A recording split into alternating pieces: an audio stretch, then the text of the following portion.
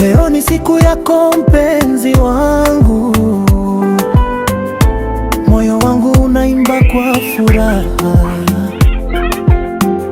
ingawa upo mbali nami sasa. Mapenzi yetu hayajui umbali. Happy birthday mke wangu, malkia wa moyo wangu. Mungu akupe afya, furaha na baraka tele.